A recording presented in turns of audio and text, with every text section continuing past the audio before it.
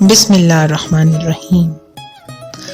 آج اس واقعے کی طرف بڑھیں گے جس میں آپ صلی اللہ علیہ وآلہ وسلم دائی حلیمہ سے ملاقات کرتے ہیں۔ مکہ کے شریف اور امیر گھرانوں کا دستور تھا کہ جب ان کے نوزائیدہ بچے 8 دن کے ہو جاتے تو وہ انہیں دودھ پلانے والی ایسی مخصوص عورتوں کے حوالے کر دیتے جو صحراؤں میں رہتی تھیں۔ ان عورتوں کو فن دایا گری میں خاص مہارت ہوتی تھی۔ وہ شرفائے شہر کے ان شیر خوار بچوں کو اپنے ساتھ صحرا کی کھلی فضاؤں میں لے جاتی اور وہیں ان کی تربیت اور پرورش میں مصروف ہو جاتی۔ ان خدمات کا انہیں باضابطہ معاوضہ ملتا تھا۔ بچوں کی پرورش کرنے والی یہ صحرائی خواتین اکثر مکہ میں آتی جاتی رہتی اور اپنی پسند کے شیر خوار بچوں کی تلاش میں رہتی۔ جب ایسے بچے ذرا سیانے ہو جاتے تو انہیں ان کے والدین کو لوٹا کر اپنی محنت کا معقول معاوضہ وصول کر لیتی۔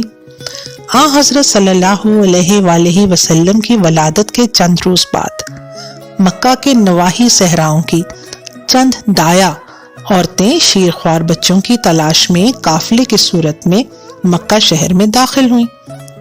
اس قافلے میں بوڑھی اور لاغر حلیمہ سعدیہ بھی شامل تھیں۔ اتفاق سے قافلے کی سب عورتوں کو کوئی نہ کوئی شیر خوار بچہ مل گیا، مگر ضعیف و ناتواں حلیمہ کی گود خالی کی خالی رہی۔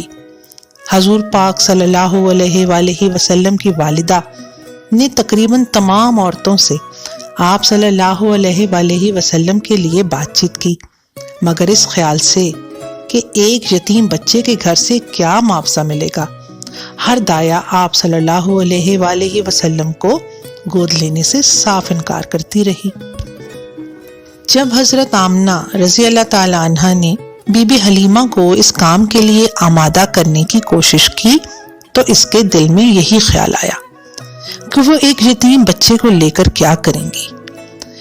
اس کی بے سہارا والدہ پرورش کی محنت کا معقول معاوضہ ادا نہ کر سکیں گی۔